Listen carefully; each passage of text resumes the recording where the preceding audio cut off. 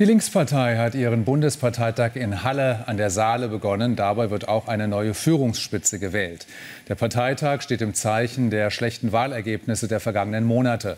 Die Linke leidet unter den Querelen mit Sahra Wagenknecht und der Gründung ihrer neuen Partei. Daneben scheint sie die Bedürfnisse der Bürger nicht richtig zu deuten. Haustürbesuche sollen das künftig ändern. In bundesweiten Umfragen liegt die Linke unter 5%. Ihren Status als Fraktion im Deutschen Bundestag hatte die Partei durch die Abspaltung bereits verloren.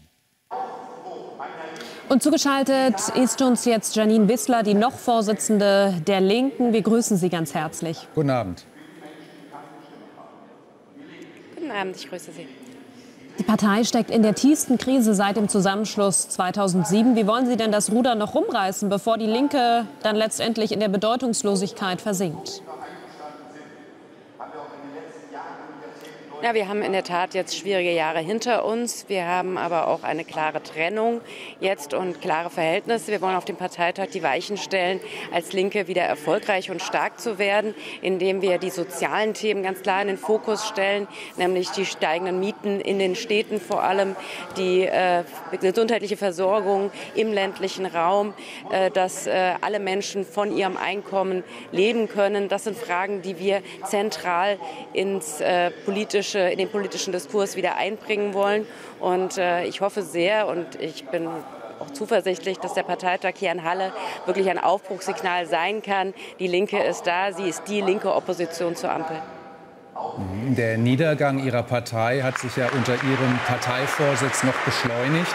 Von der Bundestagswahl 2021, bei der Sie unter 5% gerutscht sind, über die verlorene Europawahl bis hin zu diversen Landtagswahlen, bei denen die Linke rausgeflogen ist, zuletzt in Brandenburg.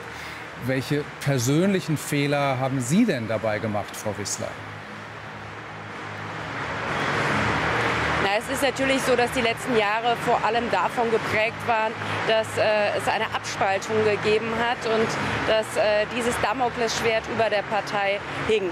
Natürlich kann man heute diskutieren, ob es nicht besser gewesen wäre, sich früher, also dass es diesen Prozess früher gegeben hätte, aber das lag letztlich auch nicht in unserer Hand. Also von daher, wenn man 3,5 Jahre Parteivorsitzende ist, hat man immer nicht alles richtig gemacht und man hat immer auch Fehler gemacht, aber ich glaube, dass das Hauptproblem eben war, dass wir diese Abspaltung hatten. Das hat uns den Fraktionsstatus im Bundestag gekostet. Und es ist natürlich einfach schäbig, sich für eine Partei wählen zu lassen, dann die Mandate mitzunehmen. Dieser Konflikt, der hat einfach vieles gelähmt. Und deshalb müssen wir jetzt wieder zurückkehren zu unseren linken Inhalten, die nach vorne stellen. Weil eine Partei, die öffentlich zerstritten auftritt, wird eben auch nicht gewählt. Ich bin zuversichtlich, dass wir das jetzt hinter uns lassen können. Aber dieser Niedergang, der hat ja schon viel früher begonnen.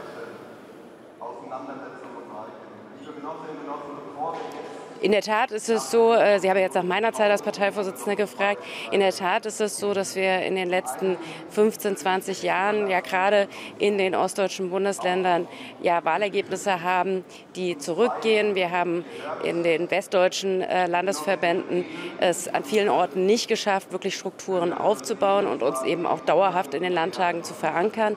Da ist eine ganze Menge zu tun, selbstverständlich. Umso froher bin ich, dass wir 10.000 neue Mitglieder haben, dass wir viele langjährige Mitglieder haben, die sich bundesweit einbringen, die der Partei ein Gesicht geben. Darauf müssen wir jetzt aufbauen. Aber ich sage Ihnen auch ganz ehrlich, in der Zeit, in der die Rechten erstarken, in der das Asylrecht in einer solchen Form in Frage gestellt wird, wo gegen Bürgergeldbeziehende polemisiert wird, ja, es ist im Moment auch eine schwierige Zeit für Linke. Uns weht der Wind schon ins Gesicht.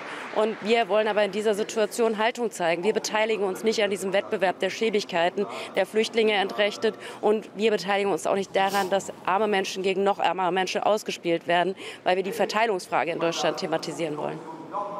Jetzt muss man dazu sagen, Sie haben natürlich jetzt neue Mitglieder dazugewonnen. Davor haben Sie aber noch viel mehr verloren.